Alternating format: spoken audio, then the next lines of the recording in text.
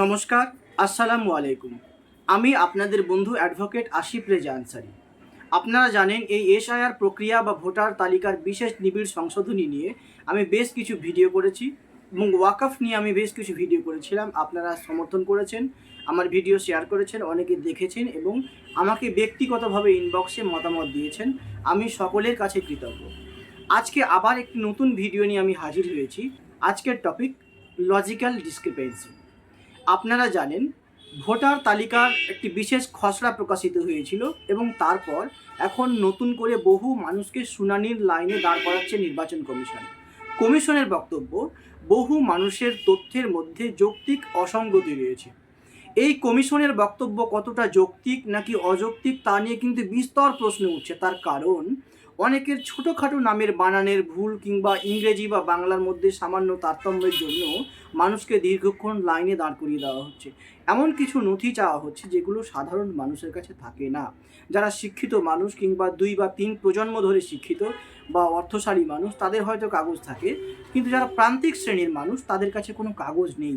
তারা কি দেখাবেন তা নিয়ে মানুষ চূড়ান্ত রকম হতাশার মধ্যে রয়েছে এবং বহু মানুষ আত্মহত্যা করেছেন। আপনারা জানেন যারা বিএলও বা বুথ লেভেল অফিসার তারাও আত্মহত্যা করেছেন। শুধু তাই নয়, একজন AERও তিনি পদত্যাগ করেছেন। তার অভিযোগ, যে প্রক্রিয়ায় নির্বাচন কমিশন কাজ করছে তাতে বহু বৈধ ভোটারের নাম চূড়ান্ত তালিকা থেকে বাদ পড়তে পারে। তিনি এই অনৈতিক কাজকে সমর্থন করতে চান না কিংবা পাপের ভাগিদার হতে চান না, তাই তিনি পদত্যাগ করছেন। এ হচ্ছে একটা সামগ্রিক দিক।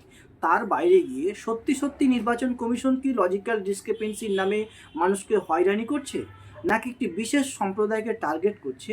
এই প্রশ্ন যখন জনমানুষে বারবার করে উঠছে তখন একটি চাঞ্চল্যকর রিপোর্ট প্রকাশ্যে এসেছে।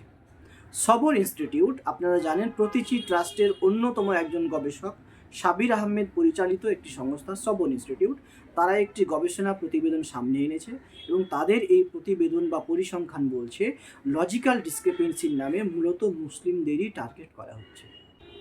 এই গবেষণা সংস্থাটি মূলত ভবানীপুর আসন, যেটি মুখ্যমন্ত্রী মমতা বন্দ্যোপাধ্যায়ের বিধানসভা আসন, সেখানের একটি পরিসংখ্যান প্রকাশ করেছে।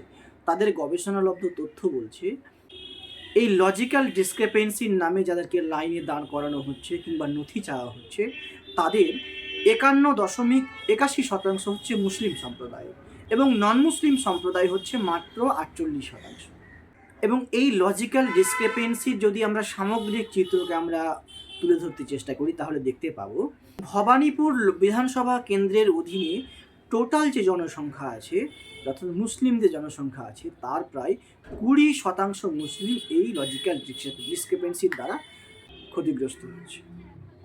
এর বাইরে গিয়ে আর একটি বিষয় চলে আসে আনম্যাপড ভোটার, অর্থাৎ 2002-এর তালিকায় কোনো নাম ছিল না এবং 2025 সালের ভোটার তালিকায় যাদের নাম ছিল। এই যে ম্যাপ এবং আনম্যাপড এই বিষয়টিকে নির্বাচন কমিশন যখন ট্যালি করছে তখন দেখতে পাচ্ছি আমরা মুসলিমদের মধ্যে ম্যাপ সংখ্যা কিন্তু বেশি। আমরা দেখতে পাচ্ছি মুখ্যমন্ত্রী মমতা বন্দ্যোপাধ্যায়ের ভবানীপুর আসনের মধ্যে প্রায় 26.1% আনম্যাপড মুসলিম ভোটার রয়েছে, অর্থাৎ প্রায় 75% মুসলিম প্রমাণ করতে পেরেছেন যে হ্যাঁ তাদের ভোট 2002-এ ছিল এবং 2025-এর তালিকাতেও রয়েছে। এবং নন মুসলিমদের ক্ষেত্রে যদি আমরা দেখতে পাই তাহলে আমরা দেখতে পাবো প্রায় 74% নন মুসলিম দেখাচ্ছেন যে আনম্যাপড, অর্থাৎ মাত্র 26% নন মুসলিম প্রমাণ করতে পেরেছেন যে তাদের ভোট আগে ছিল এবং এখন রয়েছে। অর্থাৎ এক্ষেত্রে দেখা যাচ্ছে মুসলিমরা 75% মুসলিম প্রমাণ করে দিয়েছেন যে তারা আগের তালিকায় ছিলেন এবং বর্তমানে রয়েছেন, এবং হিন্দুদের ক্ষেত্রে এটা মাত্র 25%। যে সমস্ত ভোটার অনুপস্থিত, কোথাও চলে গিয়েছেন বা শিফটেড কিংবা মারা গিয়েছেন কিংবা ডুপ্লিকেট ভোটার রয়েছে, এটাকে বলা হয় ASDD।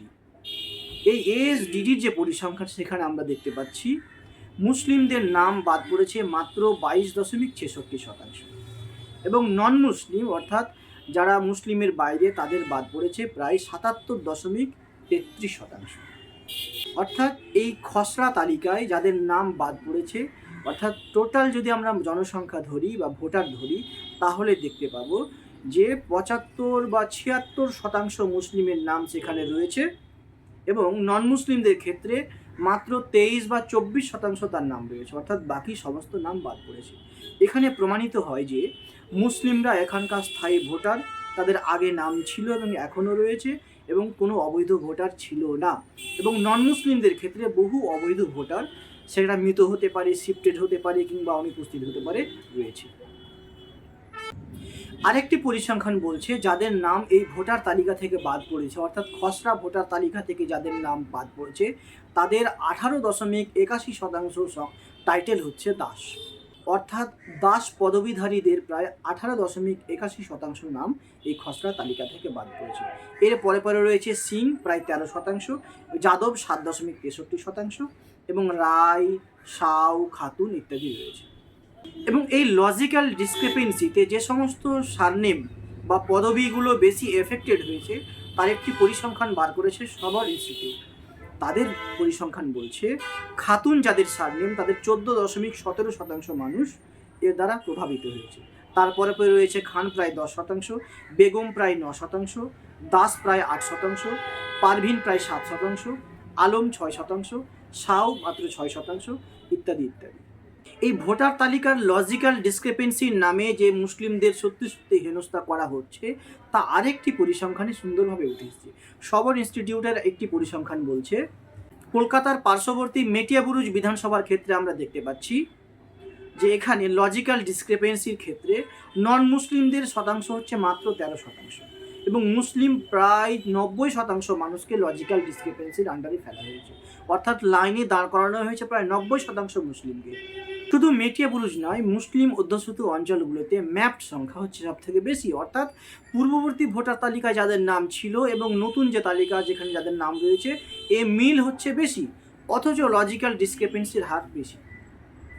আশ্চর্যজনক বিষয়, তাদের পূর্ববর্তী তালিকায় নাম ছিল, বর্তমানে রয়েছে, তারপরে তাদেরকে বেশি বেশি করে ডাকা হচ্ছে, এবং যে সমস্ত এলাকায় আনম্যাপড ভোটার বেশি সেখানে কিন্তু মানুষকে কম ডাকা হচ্ছে। তাহলে নির্বাচন কমিশনের এই ভূমিকা নিয়ে প্রশ্ন কিন্তু উঠবেই।